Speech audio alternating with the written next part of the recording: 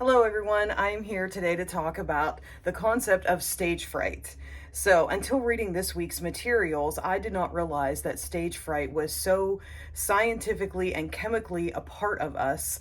And I always thought that there was just something wrong with me specifically until I went through this material. So what is stage fright?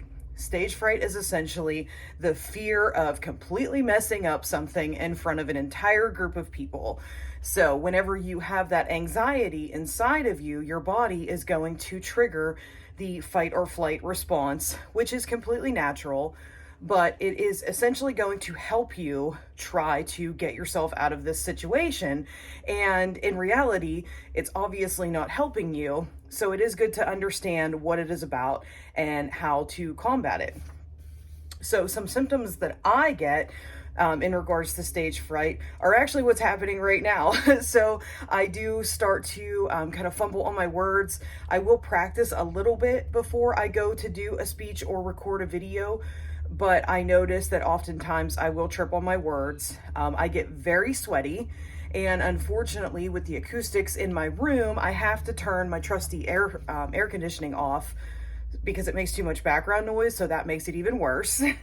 And I also will sometimes, depending on the subject and depending on how serious I feel the subject matter and the situation is, my stomach will kind of get all in knots. So in general, most of the time that doesn't happen as much. It has to be something pretty serious. I have found that I am a little bit of a perfectionist.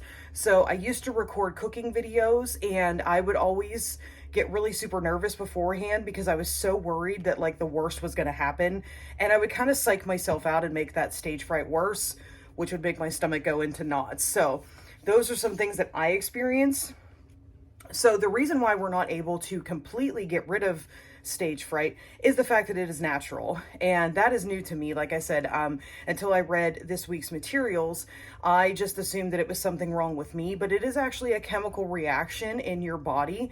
Your body is trying to help you through a situation that it thinks is a threat. So that fight or flight response is completely natural and it is trying to protect us, which that's pretty cool, I think, although sometimes I wish it would stop.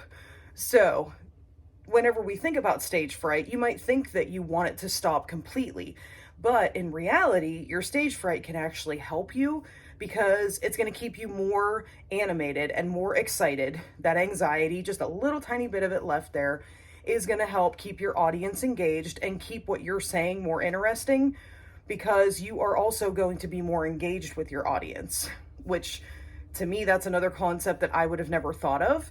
But whenever you have that little tiny bit of anxiety, you're going to pay more attention to the people that you're speaking to and their reactions. So that can be helpful, and that's why we don't want to get rid of it all completely.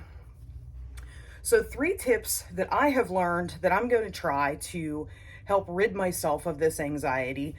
The first one is to just practice. So I tend to procrastinate, and I know that. And I feel like if I would practice my speeches, I would be able to commit it to memory a little bit more, and I'd be able to organize my thoughts. Obviously, using note cards is going to help with that. But at the same time, if it's a longer speech, you might want to keep that at distance.